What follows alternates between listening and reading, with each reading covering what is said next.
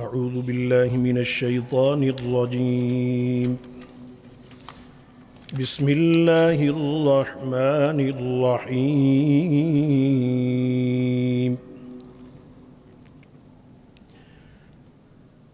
قال ربكم ادعوني استجب لكم ان الذين يستكبرون عن عبادتي سيدخلون جهنم داخرين صدق اللہ العظیم۔ قابل صد احترام معزز و مکرم حاضرین گرامی و سامعین محترم، سورہ البقرہ کی ایک آیت مبارکہ کا مختصر سا حصہ آپ کے سامنے تلاوت کیا ہے۔ اللہ تعالیٰ کی بارگاہ میں دعا ہے کہ اللہ تعالیٰ اس کے مطابق صحیح بیان کرنے کی توفیق نصیب فرمائے، اور ہم سب کو اللہ تعالیٰ قرآن مجید کی تعلیمات پر عمل پیرا ہوتے ہوئے دنیا اور آخرت کی کامیابیوں سے نوازے۔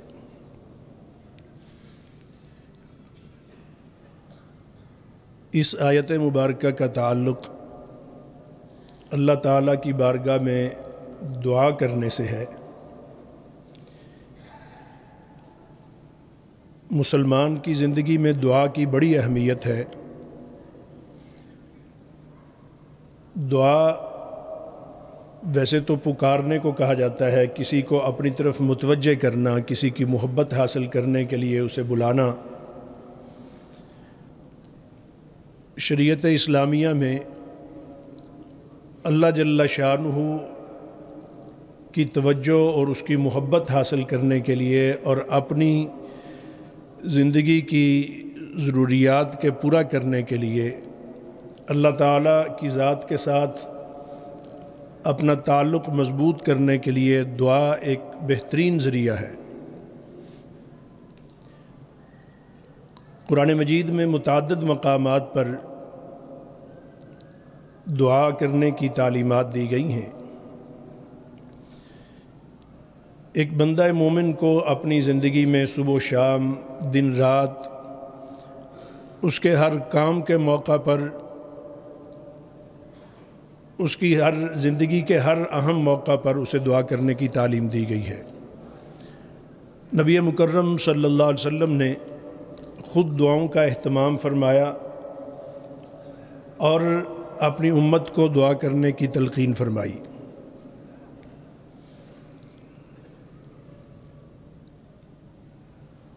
عام معمولات میں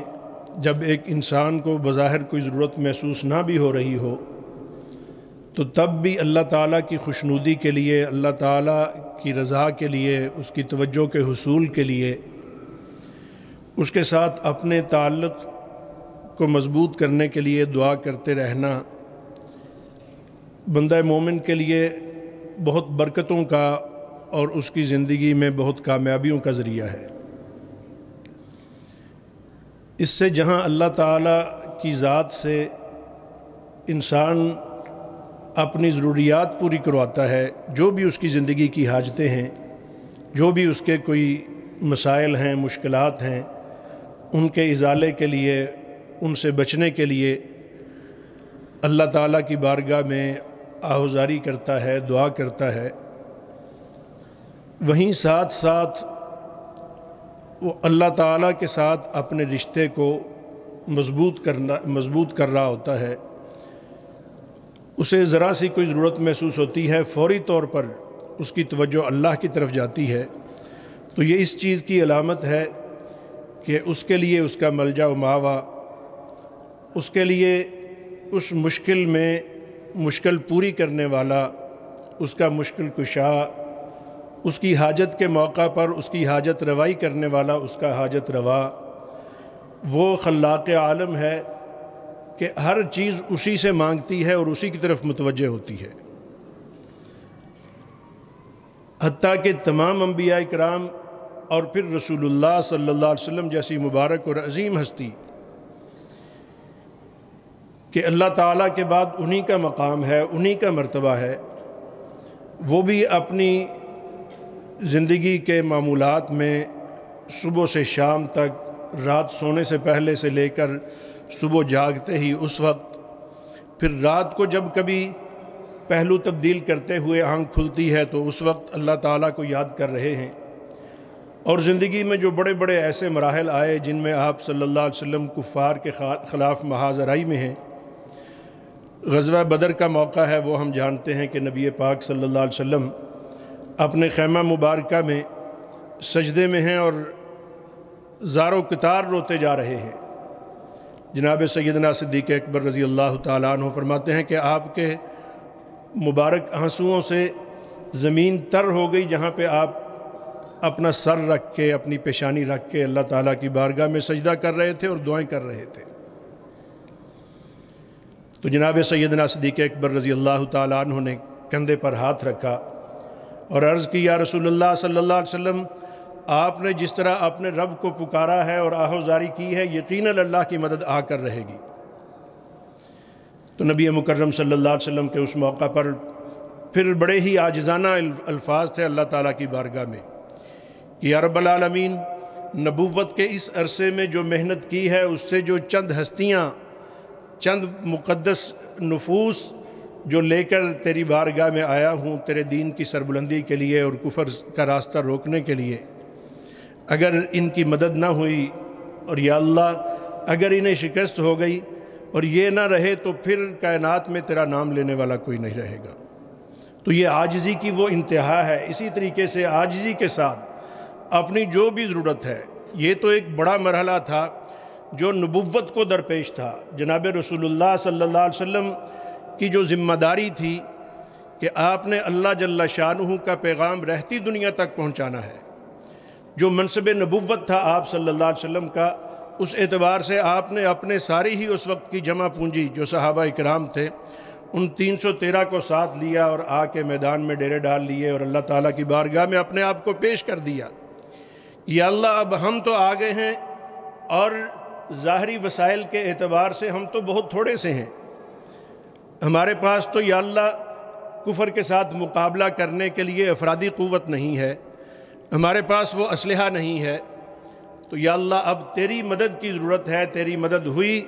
تو یہ جو تھوڑے سے آئے ہیں انہیں فتح حاصل ہوگی۔ پھر کائنات نے دیکھا کہ اللہ تعالیٰ کی مدد آئی اور اس کی پھر بڑی تفصیلات ہیں قرآن مجید میں، جگہ جگہ اللہ تعالیٰ ارشاد فرماتے ہیں کہ ہم نے فرشتوں کو نازل کر دیا، ہم نے اپنی طرف سے تائید کے راستے کھول دیے، اور پھر وہ جو مٹھی بھر صحابہ اکرام رضوان اللہ تعالیٰ علیہم اجمعین جن کی قیادت خود رسول اللہ صلی اللہ علیہ وسلم فرما رہے تھے، انہیں فتح ہوئی، اور کائنات میں ایسی فتح کہیں اور آج تک اس کی کوئی مثال نہیں ملتی ہے۔ تو اللہ تعالیٰ کی ذات سے مانگنا اور اس کو پکارنا اور اس سے دعا کرنا ہماری جو بھی، اور پھر چھوٹی چھوٹی جو ضروریات تھیں، رسول اللہ صلی اللہ علیہ وسلم نے فرمایا کہ اگر کسی شخص کو جوتے کے تسمے کی بھی ضرورت پڑتی ہے، ایک سوئی کی بھی ضرورت پڑتی ہے کسی شخص کو، تو وہ اللہ تعالیٰ سے مانگے۔ یہ اللہ تعالیٰ کے ساتھ تعلق کی علامت ہے۔ ایک بچہ، معصوم بچہ جس نے آنکھ کھولتے ہی اپنے ماں باپ کو دیکھا ہے، اسے جب ذرا سی کوئی ایسی ضرورت پیش آتی ہے تو وہ فوراً ابو اور امی کو آواز دیتا ہے، وہ پڑوسی کو آواز نہیں دیتا۔ اس کے لیے اس کا کل جہاں اس کے ماں باپ ہیں۔ پھر جب اسے شعور آتا ہے، اسے دینی تعلیم حاصل ہوتی ہے، وہ دین سیکھتا ہے، تو اس کے بعد پھر وہ اپنے رب کو وہ پکارتا ہے، اسے رب کے ساتھ تعلق اس کا استوار کیا جاتا ہے، جو کہ والدین کی ذمہ داری ہوتی ہے کہ وہ اپنے بچے کو سکھائیں، اللہ تعالیٰ کے ساتھ اس کا تعلق جوڑیں، اللہ تعالیٰ کی ذات کے متعلق اس کو تعلیمات دیں۔ جب وہ بچے کو سکھاتے ہیں تو بچوں کو سکھاتے ہوئے پھر بچے کا ایک نظریہ بنتا ہے، اس کا عقیدہ بنتا ہے۔ اسی کو رسول رحمت صلی اللہ علیہ وسلم نے ارشاد فرمایا کہ جو بھی کوئی بچہ پیدا ہوتا ہے تو وہ اسلام کی فطرت پر، ایمان کی فطرت پر پیدا ہوتا ہے۔ پھر اس کے والدین اس کی جس طرح بھی تربیت کرتے ہیں، یا تو وہ ایک صاحب ایمان مومن بنتا ہے، یا وہ یہودی بن جاتا ہے، یا وہ مجوسی بن جاتا ہے، یا وہ عیسائی بن جاتا ہے۔ تو نبی مکرم صلی اللہ علیہ وسلم نے یہاں اشارہ فرمایا، بلکہ اشارہ نہیں واضح تعلیمات ہیں کہ بچے کو اس وقت جب بچہ شعور سنبھال رہا ہے تو اس وقت سے اسے اللہ تعالیٰ کے ساتھ جوڑنا اور اللہ تعالیٰ کی ذات کے متعلق سکھانا اسے شروع کر دیا جائے۔ نبی پاک صلی اللہ علیہ وسلم نے فرمایا کہ جب بچہ باتیں کرنا شروع کرتا ہے تو اسے لا الہ الا اللہ محمد الرسول اللہ سکھایا جائے، اللہ تعالیٰ کے ساتھ اس کا تعلق جوڑا جائے۔ تو یہ ساری زندگی کے لیے ایک درس ہے ایک صاحب ایمان کا، کہ اسے زندگی میں جب بھی ضرورت پڑے تو ماں باپ تو یہ عارضی ہیں اور یہ تو اس کے لیے ہر موقع پر مدد نہیں کر سکتے ہیں، اس کے لیے اس کے امور میں اس کی کامیابی کا ذریعہ ظاہری طور پر اس کی تربیت تو یہ والدین کریں گے، لیکن دنیا کے مشکل مراحل میں مختلف مراحل میں اس کا مقدر اور اس کا نصیب کیا ہے اس کے والدین اس کے مالک نہیں ہیں، اس کے مقدر اور اس کا نصیب وہ اللہ جل شانہ کے ہاں لکھا ہوا ہے۔ تو اس نے وہاں اپنے اس مقدر کے مطابق اللہ جل شانہ سے اس چیز کو حاصل کرنا ہے جس کے لیے اللہ تعالیٰ کی طرف توجہ بہت ضروری ہے، اللہ تعالیٰ کی ذات کے ساتھ تعلق بہت ضروری ہے۔ تو نبی پاک صلی اللہ علیہ وسلم نے جو ہم عبادت کرتے ہیں، ہمیں عبادات سکھائی گئی ہیں، فرمایا الدعاء مخ العبادہ، کہ یہ جو عبادت ہے جتنی بھی ہم عبادت کرتے ہیں، نماز کی صورت میں عبادت کرتے ہیں، روزے کی صورت میں عبادت کرتے ہیں، ہم حج کی صورت میں عبادت کرتے ہیں، اپنا مال اللہ کے راستے میں خرچ کر کے زکوٰۃ کی صورت میں عبادت کرتے ہیں، تو جو بھی ہم عبادت کر رہے ہوتے ہیں تو فرمایا کہ اس کا مغز دعا ہے، اس میں اللہ تعالیٰ کی ذات کی طرف توجہ ہے، عاجزی اور انکساری ہے، اس سے مانگ رہا ہے، تو یہ اس کی عبادت ہے۔ ورنہ اندر سے ہڈیاں بھی اندر سے اگر میخ سے خالی ہوں تو وہ ہڈیاں بھی پھر اپنی حقیقت اور اصلیت کھو جاتی ہیں۔ تو جتنی بھی عبادات ہیں، عبادات کا مغز اور مکھ بھی دعا ہے، اور عبادات کے علاوہ کے جو اوقات ہیں کہ جو ہمارے عام معاملات چل رہے ہیں، جو انسانی زندگی میں بڑے اہم ہیں اور اسلام نے اس کی تعلیم اور تربیت کی ہے انسان کی، صبح جب گھر سے نکلتا ہے تو اس وقت اس کو دعا سکھائی، جب بیدار ہوتا ہے، جب سویا ہوا تھا جب بیدار ہوتا ہے تو اس وقت پھر دعائیں شروع ہو جاتی ہیں، اس وقت اللہ تعالیٰ کو پکارتا ہے، اٹھتے ہی آنکھ کھلتے ہی الحمدللہ الذی احیانا بعد ما اماتنا والیہ النشور، اے اللہ ساری تعریفیں تیری ہی ہیں کہ جس نے مجھ ایسے شخص کو جو کہ موت کی کیفیت میں چلا گیا تھا، جب انسان سو جاتا ہے تو اس پر یہ موت کی کیفیت اس پر طاری ہو جاتی ہے۔ قرآن مجید میں ایک مقام پر اللہ جل شانہ ارشاد فرماتے ہیں اللہ یتوفی الانفس حین موتها والتی لم تمت فی منامها فیمسک التی قضى علیها الموت ویرسل الاخرى الی اجل مسمى، کہ جب نیند میں ہے تو اس کی روح اس کے جسم سے نکلتی ہے لیکن اس کے ساتھ تعلق مضبوط رہتا ہے، پھر وہ واپس آ جاتی ہے، لیکن جب اس پر موت آ جاتی ہے تو پھر روح کا ٹھکانہ اللہ جل شانہ نے ایک خاص مقام پر بنایا ہے۔ تو انسان کا سو جانا، یہ اس کی موت اس پر طاری ہوتی ہے، اس موت کی کیفیت میں ہوتا ہے، تو صبح اٹھتے ہی اللہ تعالیٰ کا شکر ادا، میرے اللہ تیرا شکر ہے، ساری تعریفیں تیری ہیں کہ تو نے مجھے مردہ حالت سے زندگی نصیب فرمائی، اور اگر اللہ تعالیٰ چاہتے تو جو روح نکلی ہوئی تھی اس کو روک لیا جاتا، تو دنیا کی کوئی طاقت ایسی تھی، کوئی وسائل ایسے کوئی حاصل کر سکتا ہے، مہیا کیے جا سکتے ہیں کہ جو اس کی اس نکلی ہوئی روح کو واپس لا سکے، لیکن اللہ تعالیٰ کا یہ فیصلہ ہے کہ نہیں، ابھی نہیں، ابھی اس کو واپس آنا ہے۔ تو انسان جب صبح سو کر اٹھتا ہے تو اس وقت سب سے پہلے وہ اللہ تعالیٰ کا شکر ادا کرے گا، اس کی طرف متوجہ ہوگا، اور اللہ تعالیٰ سے یہ دعا ہے کہ یا رب العالمین، تیرا میں شکر ادا کرتا ہوں کہ تو نے مجھے موت کے بعد پھر زندگی عطا فرما دی۔ یہ اس کا روزانہ کا 24 گھنٹے کا معمول ہے، اور اس کیفیت میں اس کا جانا ایک انسان کا بہت ضروری ہے۔ جو نہیں جا پاتا ہے اس کے لیے بھی ایک اذیت اور ایک عذاب ہے کہ جس کو نیند نہیں آتی۔ یہ اللہ تعالیٰ کی بہت بڑی نعمت ہے کہ اسے نیند آتی ہے،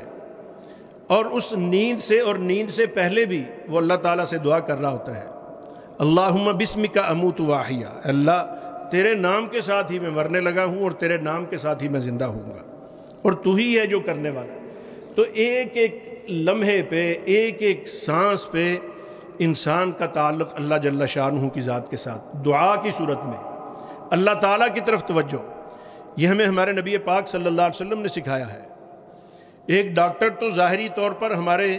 جسم کے متعلق ہی اس کا علاج کر رہا ہوتا ہے اور اس کی ضروریات کو پورا کرتا ہے۔ نبی پاک صلی اللہ علیہ وسلم نے، جو کہ نبی پاک صلی اللہ علیہ وسلم نبی ہیں اور انسانیت کے طبیب ہیں، آپ صلی اللہ علیہ وسلم نے انسان کو وہ علاج سکھائے ہیں، اور یہ علاج ہے اور یہ تعلق ہے اللہ تعالیٰ کی ذات کے ساتھ کہ جس سے اس کو روحانی قوت حاصل ہوتی ہے، اس کا اس ہستی کے ساتھ تعلق ہو جانا کہ نبی پاک صلی اللہ علیہ وسلم نے فرمایا کہ جس شخص نے دعا کرنا سیکھ لیا، اللہ تعالیٰ اس کے لیے قبولیت کے دروازے کھول دیتے ہیں، اور جس شخص کے لیے قبولیت کے دروازے کھل جاتے ہیں اس کے لیے پھر اللہ تعالیٰ کی طرف سے کامیابیاں ہیں۔ آج اس وقت ہمارا المیہ ہے کہ ہمیں جس طرح دعا کرنی چاہیے اور اپنے رب کے ساتھ متوجہ ہونا چاہیے، ہم اس کی ضرورت محسوس ہی نہیں کرتے۔ ہر شخص سمجھ رہا ہوتا ہے کہ نہیں، میرے اندر صلاحیت موجود ہے، میری اپنی ایک طاقت ہے، میں اٹھا ہوں اور اٹھنے کے بعد اپنے معمولات میں لگ جاؤں گا، اپنی مرضی سے اٹھوں گا اور اپنے دنیاوی کام کے لیے اٹھوں گا۔ جبکہ رسول اللہ صلی اللہ علیہ وسلم نے ہمیں جو معمولات بنا کر دیے ہیں ان میں ایسا نہیں ہے کہ مرضی سے سویا اور مرضی سے جاگا۔ اس کے لیے بھی اللہ تعالیٰ نے جو نظام دیا ہے کہ رات کے وقت سونا ہے، تو رات کے وقت نبی پاک صلی اللہ علیہ وسلم کی تعلیمات ہیں کہ بر وقت سوئے گا۔ رات کے پہلے حصے میں فرمایا کہ عشاء کی نماز کے بعد فوراً ہی سو جائیں، اور خاص طور پر وتر پڑھنے کے بعد تو باتیں کرنا بھی مکروہ قرار دیا گیا ہے کہ جب انسان وتر پڑھ لیتا ہے تو اس کے بعد اس کا باتوں میں مشغول ہو جانا، عشاء کی نماز کے بعد عام دنیاوی باتوں میں مشغول ہو جانا، اس کو مکروہ قرار دیا گیا ہے۔ تو انسان کی فطرت یہ ہے، باقی دیکھیں بلکہ تمام حیوانات کی فطرت ہے کہ جن کے اندر خیر ہے وہ آرام کرتے ہیں،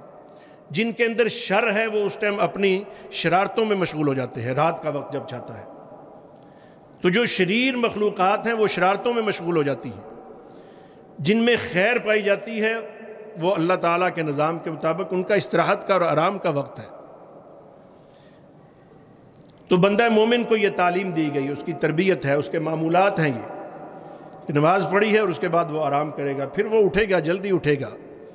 اور اللہ تعالیٰ توفیق نصیب فرمائے تو پھر رسول اللہ صلی اللہ علیہ وسلم کے لیے جو معمولات اللہ تعالیٰ نے بنائے ہیں وہ تو یہ ہے کہ رات کے آخری حصے میں اٹھ جائیے اور اللہ تعالیٰ کو یاد کیجیے۔ تو یہ اللہ تعالیٰ توفیق نصیب فرما دے جس کو، اور اللہ تعالیٰ کا احسان ہے کہ ایک بڑی تعداد میں ہمارے بزرگ ان کو یہ معمولات ہیں، ہمارے بہت سارے نیکوکار صالحین کے یہ معمولات ہیں، ہمارے معزز علماء اکرام، اساتذہ اکرام، دینی شخصیات، ان کے یہ معمولات ہیں کہ وہ رات جلدی سوتے ہیں اور صبح اٹھتے ہیں، اور صبح اٹھتے ہی پھر اپنے رب کے ساتھ اپنے معاملات شروع کر دیتے ہیں۔ اس کے ساتھ پھر ان کا وہ وقت اللہ کے لیے ہوتا ہے، اس کے ساتھ بات چیت کرتے ہیں اور پھر اپنے معمولات زندگی شروع کرتے ہیں۔ لیکن ایک غافل انسان وہ رات دیر تک جاگتا رہے گا، کسی نہ کسی فضول کام میں وہ مشغول رہے گا، اور صبح پھر دیر تک سوتا رہے گا، اور پھر اٹھے گا بھی تو اپنے دنیاوی امور کے لیے اٹھے گا۔ تو ایسے لوگوں کے لیے خصوصی طور پر یہ توجہ ہے۔ دعا کے حوالے سے بہت تفصیلی موضوع ہے، لیکن یہاں صرف اتنا عرض کرنا ہے کہ دعا ہماری زندگی کے لیے، ہماری زندگی کے معمولات کے لیے اپنے اندر بڑی اہمیت رکھتی ہے۔ ہمیں صبح و شام دن رات دعاؤں کا اہتمام کرتے رہنا چاہیے۔ کوئی بھی ضرورت آتی ہے، ہمیں پیش آتی ہے، تو اس میں ہم دعا کریں۔ اللہ جل شانہ کا یہ وعدہ ہے کہ فرمایا کہ ربکم ادعونی استجب لکم، کہ اللہ جل شانہ نے تمہیں خود کہا ہے کہ مجھ سے دعا کرو، میں تمہاری دعا قبول کروں گا۔ اللہ تعالیٰ بندے کی ہر دعا قبول کرتے ہیں، ہر دعا قبول ہوتی ہے، لیکن دعا کرنے والا ہو، اس میں خاص طور پر 4 چیزیں ہیں جن سے بچنا ضروری ہے۔ 4 چیزیں جن سے بچنا ضروری ہے۔ ایک تو کوئی فرمایا کہ شخص اگر کوئی حرام کھاتا ہے یا حرام استعمال کرتا ہے، اس کا روزگار حرام کا ہے اگر کسی شخص کا، اللہ تعالیٰ اس سے بچنے کی توفیق نصیب فرمائے۔ یہاں متعدد بار حلال اور حرام کے حوالے سے بات چیت ہوئی ہے، تو حرام سے بچنا یہ بنیادی شرط ہے ایک مسلمان کے لیے، اس کے اسلام کے تقاضوں میں سے ہے کہ وہ حرام سے بچے گا، اپنے کھانے پینے میں، اپنے کمانے میں، اپنے پہننے میں، اپنے بول چال میں، اپنے معاملات زندگی میں۔ ایک طرف حلال ہے، ایک طرف حرام ہے۔ ایک مسلمان کو منع کیا گیا ہے کہ حرام میں کبھی بھی داخل نہیں ہوگا، حرام کو کبھی بھی اختیار نہیں کرے گا۔ تو جو شخص حرام کے ساتھ جس کا تعلق ہے وہ اگر حرام چیزیں کھاتا ہے تب بھی اس کی دعا قبول نہیں ہوگی، اگر حرام کماتا ہے تب بھی اس کی دعا قبول نہیں ہوگی، اگر وہ حرام پہنتا ہے تب بھی اس کی دعا قبول نہیں ہوگی، اس کے کہیں بھی اگر نظام زندگی میں حرام کا شائبہ بھی ہے تو اس کی دعا قبول نہیں ہوگی۔ حلال کا اہتمام، تو اللہ تعالیٰ فرماتے ہیں کہ مجھ سے مانگو میں تمہیں دوں گا۔ اللہ جل شانہ نے یہ وعدہ کیا ہے اور اللہ جل شانہ سے بڑھ کر وعدہ پورا کرنے والا کوئی نہیں ہے، تو اپنے آپ کو حرام سے بچایا جائے۔ دوسری چیز فرمایا کہ غافل کی دعا قبول نہیں ہوتی، جو غفلت کا شکار ہو، غفلت ہے، بس ایسے ہی توجہ کہیں اور ہے، ہاتھ اٹھائے ہوئے ہیں یا اپنی کسی اور کام میں مست ہے اور بظاہر وہ دعا کر رہا ہے، نماز میں ہے تو وہ غافل ہے، فرمایا کہ غافل کی دعا قبول نہیں ہوتی۔ اور پھر فرمایا کہ جو قطع رحمی کی دعا کرتا ہے، اپنے رشتے، جو رشتوں کا بڑا تقدس ہے، جتنے بھی رشتہ داریاں ہیں ان میں پھر ماں باپ کا رشتہ بہت اہم ہے، بہن بھائیوں کا رشتہ بہت اہم ہے، اسی طریقے سے زوجین کا رشتہ،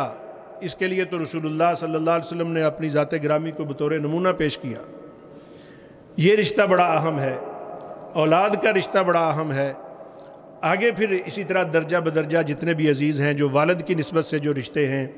جو اسی طرح والدہ کی نسبت سے رشتے ہیں، جو سسرالی رشتے ہیں، تو کہیں بھی قطع رحمی،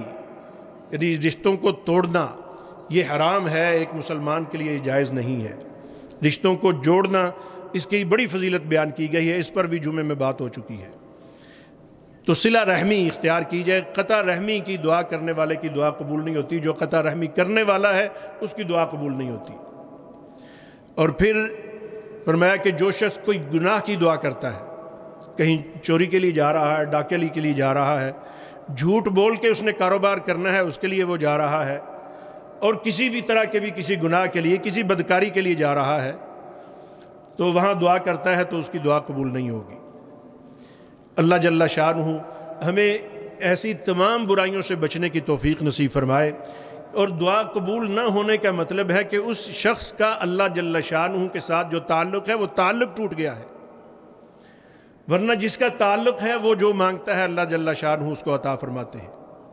اور اللہ تعالیٰ سے مانگتے رہنا، ہماری بہت ساری ایسی ضروریات صبح سے شام تک ہماری نظر سفارشوں پر رہتی ہے کہ میرا یہ کام ہے، میں فلاں سے جا کے سفارش کروا لوں، یہ اللہ تعالیٰ سے کمزور تعلق کی علامت ہے۔ میری بہت ساری ضروریات ہیں لیکن میں کہتا ہوں جی اچھا جی یہاں رشوت دیں گے تو یہ کام ہو جائے گا، یہ سفارش اور رشوت کا نظام خود اللہ جل شانہ کی ذات کی نظر میں انسان کے لیے ہلاکت کا ذریعہ ہے، وہ اپنے آپ کو خود گرا دیتا ہے۔ اور جب ہم لا الہ الا اللہ محمد الرسول اللہ پڑھ لیتے ہیں کہ وہی ہے اور اس کے علاوہ کوئی بھی نہیں ہے، اور الہ میں تو وہ پھر ساری ہی انسان کی جتنی بھی ضروریات ہیں وہ ساری ہی آ جاتی ہیں، کہ الہ وہ ہے جو انسان کے انگ انگ سے واقف ہے اور اس کی ایک ایک لمحے کی ضرورت کو پوری کرنے والی ذات ہے، تو اس کے ساتھ تعلق جوڑ کر اس سے مانگا جائے تو وہ ضرور پوری کرتا ہے۔ حضرات انبیاء کرام کی دعائیں ہیں، قرآن مجید میں جگہ جگہ انبیاء کرام کی دعاؤں کا تذکرہ ہے، نبی پاک صلی اللہ علیہ وسلم نے صبح و شام تک کی ہمیں دعائیں سکھائی ہیں، قرآن مجید کے اندر بھی دعا ہیں۔ اپنی اس وقت کی جو زبوں حالی ہے اس کے لیے اللہ تعالیٰ سے دعا کرنے کی ضرورت ہے، اپنے بچوں کی تعلیم و تربیت کے لیے اللہ تعالیٰ سے دعائیں کرنے کی ضرورت ہے، عالم اسلام کی جو صورتحال ہے اس کے لیے دعا کرنے کی ضرورت ہے، بارش نہیں ہو رہی ہے بارش کے لیے دعا کرنے کی ضرورت ہے۔ ہم ایک دفعہ دعا کر کے ہم مایوس ہو جاتے ہیں، لیکن دعا میں یہ ہے کہ مایوسی نہیں، مسلسل اللہ تعالیٰ سے مانگا جائے، مسلسل اللہ جل شانہ سے دعا کی جائے، اور اللہ تعالیٰ کے ساتھ اپنا تعلق مسلسل جوڑا جائے، اور مانگتے رہنے سے اور مایوس نہ ہونے سے اللہ تعالیٰ عطا فرما دیتے ہیں۔ پھر انسان جب مانگتا ہے اور نہیں پوری ہو رہی ہوتی تو اپنا جائزہ لیتا ہے، اپنی صفائی کرتا ہے، اپنی تطہیر کرتا ہے، اور اللہ تعالیٰ کا قرب اسے نصیب ہو جاتا ہے۔ لیکن مایوس ہو کر جب دعا کرنا چھوڑ دیتا ہے تو پھر وہ معاشرے کے رحم و کرم پر ہوتا ہے، اور پھر اس کے لیے وبال ہی وبال ہے۔ اللہ نہ کرے کہ ہم میں سے کسی پر ایسا وبال آئے۔ ہم اگر بارش کے لیے بھی دعا نہیں کرتے تو ایک طرح کی ایک مایوسی سی ہوتی ہے، مایوس ہوتا ہے شخص کہ دعا کرنے سے ہوتی تو نہیں ہے، تو ایسا نہیں ہے۔ اللہ جل شانہ کسی ایک بندے کی وجہ سے ہو سکتا ہے اس کو اللہ تعالیٰ اپنی طرف لے کے آنا چاہتے ہیں، اور انتظار میں ہیں کہ وہ شخص، اب میں ہوں یا آپ میں سے کوئی ہے، دیکھ رہے ہیں ہم کہ اللہ تعالیٰ کی رحمت ہم سے روٹھی ہوئی ہے، پتہ نہیں کہیں میری وجہ سے مجھے اپنی طرف اللہ تعالیٰ متوجہ کرنا چاہتے ہیں، یا ہم میں سے کوئی ایسا ہے کہ انتظار میں ہے اللہ تعالیٰ کی رحمت کہ یہ شخص دعا کرے تو اللہ تعالیٰ کی طرف سے رحمت نازل ہونا شروع ہو جائے۔ اللہ تعالیٰ ہم سب کو اپنی ذات کے ساتھ مضبوط تعلق استوار کرنے کی توفیق نصیب فرمائے۔ اللہ جل شانہ ہمیں ایمان کی مضبوطی نصیب فرمائے، اور ہماری جو ضرورتیں ہیں اللہ تعالیٰ ہمیں مانگنے کی توفیق نصیب فرمائے،